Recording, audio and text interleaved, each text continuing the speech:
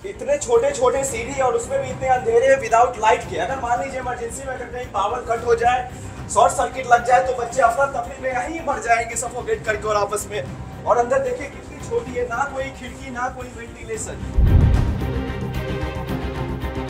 माँ बाप क्या सोचेंगे कि उनका बेटा पढ़ने गया है और रात को फोन आता है कि इज नो मोर। क्या ये देश का भविष्य है? तो हमारी ना तो कोई सुनवाई हो रही है, हमें ऐसे ट्रीट किया जा रहा है कि सर हम पता नहीं कौन है। हम इस देश के प्रीमियर इंस्टीट्यूट से पढ़कर आए, DU, JNU, IIT से बच्चे पढ़ के यहाँ UPSC की तैयारी करने आ रहे हैं। इस देश को चलाना ही तो चाहते हैं ना हम सर, इसी देश के वतन परस्त लोग हैं। हमारी बात नहीं सुन रहा है कोई यहाँ पे, और ये बहुत ही गलत बात है। बस एक ही स्टेयर है पतली सी, निकल सकते हो तो निकल जाओ, अदरवाइज फिर यहीं फंसे रहो। यही अकेले नहीं, सारे PG की ऑलमोस्ट यही कंडीशन है। आप ORN में घूम घूम के देखेंगे तो इससे भी बुरा हाल मिलेगा आपको।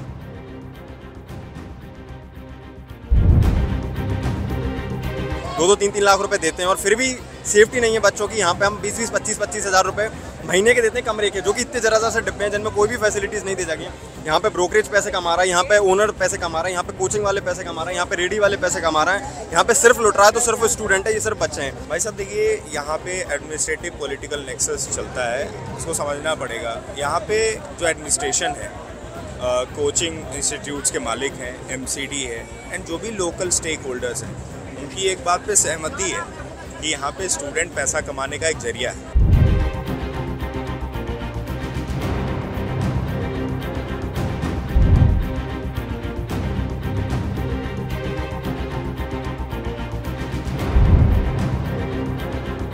जब NOC उनको स्टोरेज के लिए मिला तो उन्होंने लाइब्रेरी किससे परमिशन से चलाया? वो दिक्कत है कि जो वाटर वैल्व की कॉन्सेप्ट होती है पानी एग्जिट कराने का, राइट, वो वहाँ पे मिसिंग है। वो मिसिंग है, उसके बाद भी लाइब्रेरी ऑपरेशनलाइज है।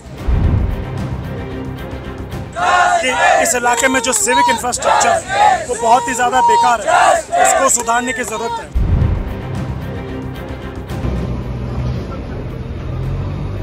क्या है, यहाँ 2-3 हफ्ते में सेटलमेंट हो जाएगा और कुछ नहीं होना। सेटलमेंट किसके बीच में? सेटलमेंट या कोचिंग के बीच में, सिस्टम के बीच में।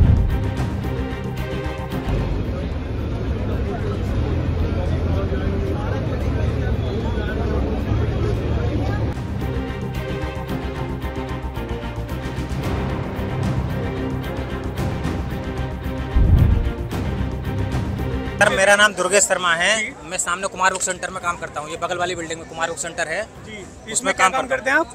हम लोग स्टाफ हैं यहाँ पर। यहाँ पर पानी करीब 3-4 फुट पानी था जी। वहाँ से कार आती है, तेज स्पीड थार कार, जिससे प्रेशर जो पानी का आता है वो राउस IAS के गेट पे पड़ता है, जिससे जो पानी रुका हुआ था, जो पानी गेट ने रोक रखा था, वो गेट टूट जाता है और पानी का पूरा प्रेशर जो कि बेसमेंट 3 से 4 फीट आगे ही है, पूरा उसे जगह मिल जाती है और वो पूरा पानी डाइवर्ट हो जाता है बेसमेंट की तरफ जी।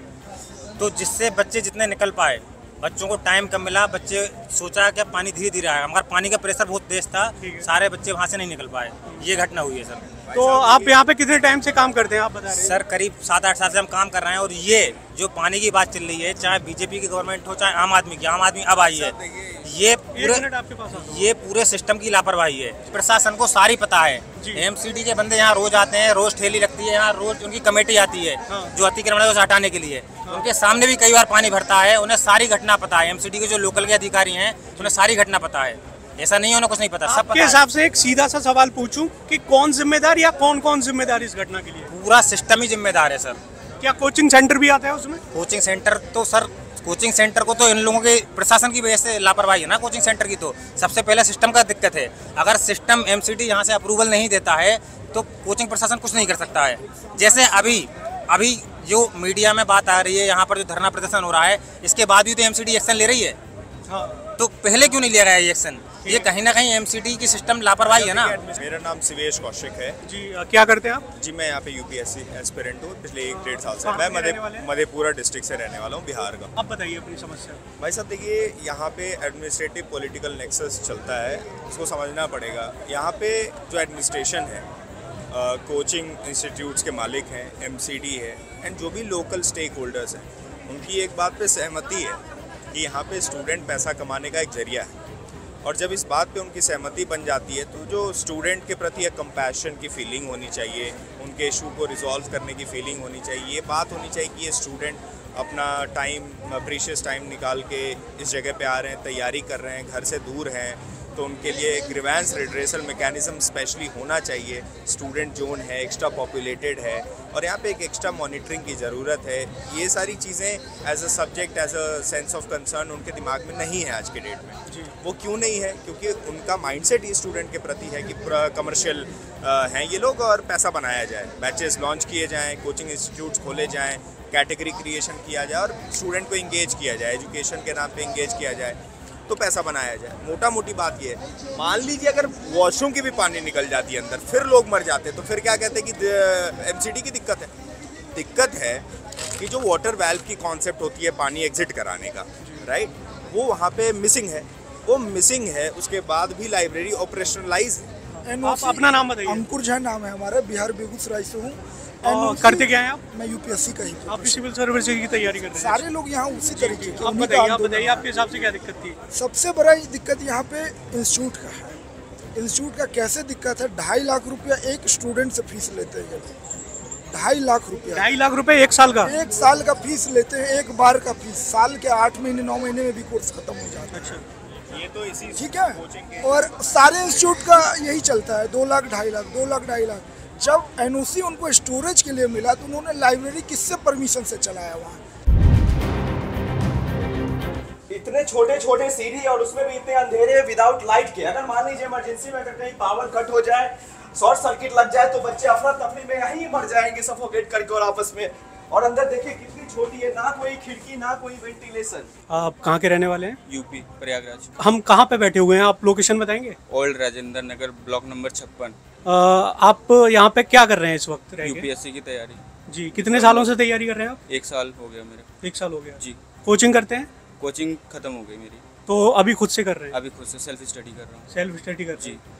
तो ये जो रूम है, हमने इस रूम के विजुअल अपने दर्शकों को दिखाए हैं जी। तो इसके बारे में बताइए, इसका रेंट क्या है महीने का? रेंट मिनिमम सबसे कम रेंट 10,000, इससे नीचे नहीं है इसका। अच्छा। इसके अलावा इलेक्ट्रिसिटी अलग है बिल। इस 10,000 के अलावा आपको इलेक्ट्रिसिटी बिल और देना होता है? वो कितना होता है? वो 33,000 आ जाता है। मतलब 13,000 बिजली और रेंट, मतलब इसका जो किराया है वो आपका हो जाता है। जी। खाना? खाना अलग से। खाने का कितना होता है लगभग? खाना जब मेस लगाया था तो 4,000 में मराठी कट्टा वहाँ खाता था। एंड अभी मेरे फ्रेंड के पास किचन का प्रॉपर सेट है तो वहाँ मेड लगवा के रखे हैं, तो वहाँ जाते हैं खाना खाने। जी। यहाँ कोई सिस्टम नहीं है खाना का। आप अगर ये सोचिए कि आपके पास एक बड़ा हवादार रूम होता, एक खुली सी जगह होती, वहाँ पर रह के आप पढ़ पाते तो आपकी पढ़ाई ज़्यादा अच्छी हो पाती, या फिर इस तरह की जगह पे आप जो पढ़ाई कर रहे हैं वो अच्छी हो पाएगी? बेसिकली पढ़ाई के लिए एक अच्छा इन्वायरमेंट की ज़रूरत होती है, जो कि यहाँ आप देख ही रहे हैं कि कितना इन्वायरमेंट है, क्या आउटपुट है इसका, क्या नहीं है। कोई इंफ्रा नहीं, कोई कुछ नहीं है, बस वैसे ही सारे, यही अकेले नहीं, सारे पीजी की ऑलमोस्ट यही कंडीशन है। आप ओआरएन में घूम घूम के देखेंगे तो इससे भी बुरा हाल मिलेगा आपको यहाँ के स्टूडेंट का। घर वाले क्या करते हैं आपके? फार्मर हैं, मुश्किल से खर्चा चलाते हैं। महीने में 1 डाउन पेमेंट नहीं होती है, महीने में 2 बार 3 बार भेजना पड़ता है। जैसे जैसे खर्चा होता है वैसे वैसे। मतलब महीने का खर्चा भी आपका 2-3 बार में आता है? अलग अलग बार? हाँ, 2-3 एक बार में खर्चा भी नहीं आ पाता? एक बार में नहीं आता जी। तो घर वालों ने अभी एक जो इंसिडेंट यहाँ पे हुआ है जी। इसमें कुछ स्टूडेंट की जान गई है जी। उसके बाद इस एरिया में आप भी रहते हैं, आपके घर वालों ने क्या बोला? वो बुला रहे हैं आपको सीधा। बुला रहे हैं? हाँ, सीधा बुला रहे हैं, कहते हैं यहाँ नहीं रहना, आ जाओ घर। यहाँ के लोग भी तैयारी कर रहे हैं, यहाँ जो भी होगा यहीं देख लेंगे, ऐसे क्रिटिकल कंडीशन में नहीं रहना। आपने कैसे तैयार किया उसके बाद उनको यहाँ पे? उनको यही बोला कि अभी कंडीशंस चल रही है, बट देखते हैं आगे क्या होता है क्या नहीं होता है, उस हिसाब से डिसीजन लेंगे। अगर नहीं हुआ, ऐसा चलता रहा तो बुला लेंगे घर। कितना लगता है कि कितनी सेफ बिल्डिंग है ये? आप आए हैं ऊपर से, लेकिन नीचे से लेकर ऊपर तक आए तो आपको नहीं, अंदाजा आप हो ही अपने चुका हिसाब से होगा। बताइए जो बस visual है एक ही स्टेयर है पतली सी, जितन निकल सकते हो तो निकल जाओ, अदरवाइज फिर यहीं फंसे रहो। हम किस कंडीशन में रह करके स्ट्रगल कर रहे हैं, हमने क्या क्या सेक्रीफाइसेस कर करके हमने यहाँ रखा हुआ है अपने आप को, कैसे सरवाइव कर रहे हैं, वो स्टूडेंट ही जानता है। एक चीज़ ये कही जाती है सोशल मीडिया पे बहुत सारी कि अभी लोग स्ट्रगल कर रहे हैं, उनको सारी समस्याएं पता हैं, वो सब है, लेकिन अधिकारी बनने के बाद इन्हीं में से बहुत सारे लोग इन समस्याओं को भूल जाते हैं। उनको जब मलाई खाने को मिलती है वो मलाई खाते हैं, उस बारे में आप क्या कहेंगे? मतलब आपने इतना स्ट्रगल किया, आप अभी बता रहे हैं, आप आज से कुछ साल बाद अपने आप को एक अधिकारी के तौर पे देखिए, क्या करेंगे आप?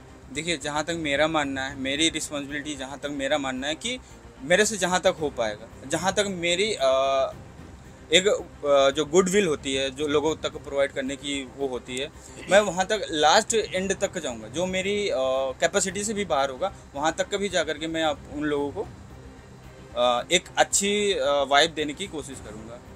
क्या आप मानते हैं कि मतलब इसी तरह की तैयारियों से बहुत सारे अधिकारी निकले होंगे, उनमें से कुछ लोग इस एरिया के लिए भी जिम्मेदार होंगे, सुपरविजन के लिए? उन अधिकारियों से आप क्या कहना चाहते हैं? अब अधिकारी लोग तो पता ही है कि क्या चल रहा है, क्या नहीं चल रहा है। अब हमको बोलने की ज़रूरत है नहीं, पूरा ऑलमोस्ट यहाँ का पूरा क्राउड जान रहा है। यहाँ के जो पॉलिटिशियंस, लोकल पॉलिटिशियंस, वो तो जान ही रहे हैं एमसीडी क्या है, वो सबको पता है। अब हमको अकेले मतलब इन सब के बीच में कोई ना कोई घालमेल लगता है आपको? वो तो भाई वही लोग बता सकते हैं, घालमेल है कि काम कर रहे हैं कि क्या नहीं कर रहे हैं, वो वही लोग बता। अगर काम कर रहे होते तो ये हालत होती क्या? काम किए होते तो हालत ना होती, सिंपल सी बात है कि बिकॉज की जितनी बार बारिश हुई है उनके बेसमेंट में पानी भरा है। सर ये देखिए, यहाँ पर आप अभी देख सकते हैं, इसी टाइप के अभी पटेल नगर में जो हादसा हुआ था, इसी टाइप से अगर ये बैरिकेड यहाँ से बच्चे निकल रहे हैं, आप यहाँ पर देख रहे हैं हजारों की संख्या में बच्चे हैं जो अभी भी ये तार खुली लाइन है, आप इसे जूम करके दिखा सकते हैं। अगर ये तार बैरिकेड से टच होता है या किसी प्रकार की बारिश होती है तो इसमें करंट आ जाएगा और यहाँ पर जो सैकड़ों बच्चे हो सकता है लाइफ के साथ। जो घटना हुई इसके बाद भी आप देख सकते हैं घटना हुआ। आप अपना नाम बताइए। मेरा नाम प्रांजल शर्मा है, मैं इसी कोचिंग इंस्टीट्यूट में पढ़ता हूँ। किसी नाम बता दीजिए पूरा। Rouse IAS study circle. जिसमें घटना हुई है? सॉरी, जिसमें घटना हुई है? जी, जिसमें घटना हुई है। मैं उसमें ऑप्शनल की तैयारी करता हूँ, PSI मेरा ऑप्शनल है। किस्मत से मेरी उस दिन छुट्टी थी, मैं भी उस जगह हो सकता था, तो कहीं ना कहीं मुझे लगता है कि बहुत ही सीरियस कंसर्न है और ये लाइफ का सवाल, ये कोई मजाक नहीं है। 3-4 बच्चों की जान जा चुकी है। यहाँ पे बच्चे 2-3 लाख रुपए देते हैं और फिर भी सेफ्टी नहीं है बच्चों की। यहाँ पे हम 20-20, 25-25 हज़ार रुपये महीने के देते हैं कमरे के, जो कि इतने ज़रा से डिब्बे हैं जिनमें कोई भी फैसिलिटीज़ नहीं दी जाती हैं। यहाँ पे ब्रोकरेज पैसे कमा रहा है, यहाँ पे ओनर पैसे कमा रहा है, यहाँ पे कोचिंग वाले पैसे कमा रहे हैं, यहाँ पे रेडी वाले पैसे कमा रहे हैं। यहाँ पे सिर्फ लुट रहा है तो सिर्फ स्टूडेंट है, ये सिर्फ बच्चे हैं। एक मिडिल क्लास वाला किस तरीके से, एक फैमिली मिडिल क्लास से जो आता है वो कैसे 1-1 रुपये 10-10 रुपये बचा के अपने बच्चे को यहाँ दिल्ली भेजते हैं और बड़े उम्मीदों से भेजते हैं कि मेरा बच्चा ऑफिसर बन के आएगा, कुछ बड़ा बन के आएगा। और यहाँ पे लाइफ की भी सेफ्टी नहीं है, जिंदा वापस आएगा नहीं आएगा इसकी भी जिम्मेदारी कोचिंग किसी को तो लेनी पड़ेगी। MCD या गवर्नमेंट को या कोचिंग इंस्टीट्यूट को, सब एक दूसरे पे स्केप गोटिंग कर रहे हैं, ये कि इसकी गलती थी, ये इसकी गलती थी। पहली चीज़। दूसरी चीज़, सिर्फ 1-1.5 घंटे की बारिश को आप नेचुरल डिजास्टर का नाम नहीं दे सकते हो कि 1-1.5 घंटा भैया इतनी तेज़ बारिश हो गई तो इसमें तो कोई क्या ही कर सकता है, पानी भर जाएगा। 1-1.5 घंटे की बारिश बहुत ही नॉर्मल बारिश होती है। इसमें सेफ्टी वॉल्व नहीं था। मैं और जो बताया जा रहा है कि उसमें बायोमेट्रिक्स था, बायोमेट्रिक्स नहीं था, मैनुअल था, वो मैनुअल से खुलता था। उसमें पानी कैसे ऐसे एकदम से भर गया, ये भी देखना जाना चाहिए कि क्या समस्याएं हो रही थी। तो कहीं ना कहीं ये बहुत सीरियस कंसर्न है और इसको MCD या किसी को तो आना पड़ेगा आगे, किसी को। जी, आपने बताया आप इसी कोचिंग में पढ़ते हैं, आपके घर पे इस घटना के बारे में पता चला? जी, पता चला। तो पहली प्रतिक्रिया क्या थी घर की? बहुत ही घबरा गए थे घर वाले, तो बोले तू तो घर पे आ जा, रहने दे यहाँ पे। मैंने बोला नहीं, मेरे को यहाँ पे रहना है, मैं प्रोटेस्ट में भी शामिल हो जाऊँगा। घर वाले तो बहुत ऐसा थे कि रहने दे, बट मैंने कहा नहीं। जी, अपना नाम बताइए। मेरा नाम रमन धाकड़ है। आप करते क्या हैं? मैं UPSC एस्पिरेंट हूँ। यहाँ कुछ भी बोलो, ये सब कुछ हो रहा है, यहाँ कुछ नहीं होने वाला। ये जो इतना सब कुछ चल रहा है, ये मैं अभी इंटरव्यू दे रहा हूँ, इन सब के बावजूद भी कुछ नहीं होने वाला, क्योंकि पॉलिटिक्स सब पता है आपको क्या होता है यहाँ पे। ये एस्पिरेंट मतलब स्टूडेंट इतना सारा प्रोटेस्ट कर रहे हैं, आवाज़ें उठ रही हैं, उसके बाद भी आपको उम्मीद नहीं है कि कुछ बदलेगा यहाँ पे? मैं अपनी बताऊँ तो मुझे तो बिल्कुल उम्मीद नहीं है। क्या है, यहाँ 2-3 हफ्ते में सेटलमेंट हो जाएगा और कुछ नहीं होना। सेटलमेंट किसके बीच में? सेटलमेंट या कोचिंग के बीच में, सिस्टम के बीच में, सब है सर। आप जानते हो यहाँ क्या चलता है। अब यहाँ हमने मेरे पापा ने यहाँ पे 2 लाख रुपए कोचिंग की फीस भर दी है। 2 लाख रुपए कितने टाइम की? 15 महीने की। 15 महीने की 2 लाख, ठीक है। उसके बाद हमें 15 महीने की कोचिंग है, पर उसके बाद भी हमें ये फीस पहले ले ली जाती है आपसे?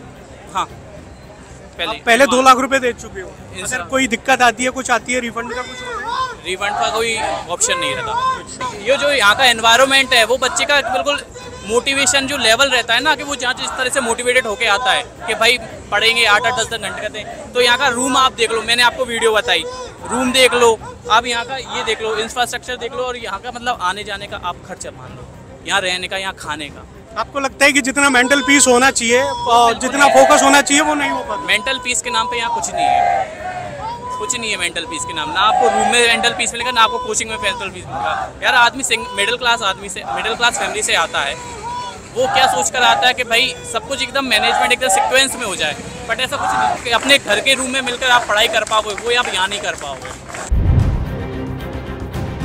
अपना नाम बताइए। मेरा नाम युवराज सिंह है। क्या करते हैं? मैं यूपीएससी एस्पिरेंट हूँ, यहीं रहता हूँ। इस घटना के बारे में एक टाइमलाइन बताइए, कैसे क्या हो गया, कहाँ पे लापरवाही रही? देखिए, ये राउस इंस्टीट्यूट आपके पीछे शाम 6 से 7 काफ़ी तेज बारिश हुई थी। यहाँ पानी जमा हो गया था, कुछ बच्चे लाइब्रेरी में पढ़ रहे थे, तो ये जो पानी जमा हुआ था वो इतना तेज़ था कि इसका दरवाज़ा टूट गया।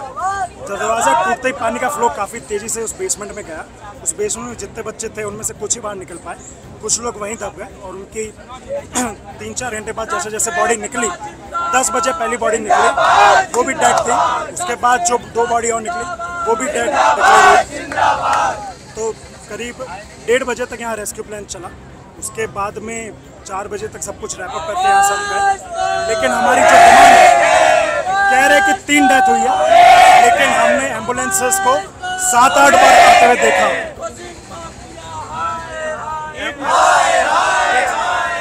एम्बुलेंस 7-8 बार आई है। तो हमारा पहली डिमांड यही है कि पुलिस हमें इंश्योर कराए, हमें कॉन्फिडेंस में लेकर आए कि वहाँ पे केवल 3 ही मरे, 3 से ज़्यादा नहीं मरे, क्योंकि अभी तक बहुत बच्चे वो लापता है, उनकी इन्फॉर्मेशन अभी तक मिली नहीं है। तो पहली चीज़ तो वो। दूसरी हमारी डिमांड ये है कि जिनकी डेथ हुई है उनको 1 करोड़ का कंपनसेशन, ना सिर्फ एमसीडी से बल्कि इस इंस्टीट्यूट के मालिकों से भी, इस सरकार से भी, उसकी हमारी मांग है। तीसरी हमारी मांग है कि इस इलाके में जो सिविक इंफ्रास्ट्रक्चर है वो बहुत ही ज़्यादा बेकार है, उसको सुधारने की ज़रूरत है। चौथी ये मांग है कि जो बेसमेंट यहाँ पे लाइब्रेरी है, जिसके अंदर पीजीज भी चलते हैं, जिसके अंदर रेस्टोरेंट्स भी है, वहाँ पे एक तो इसको ताला लगाया जाए क्योंकि सब इलीगल है।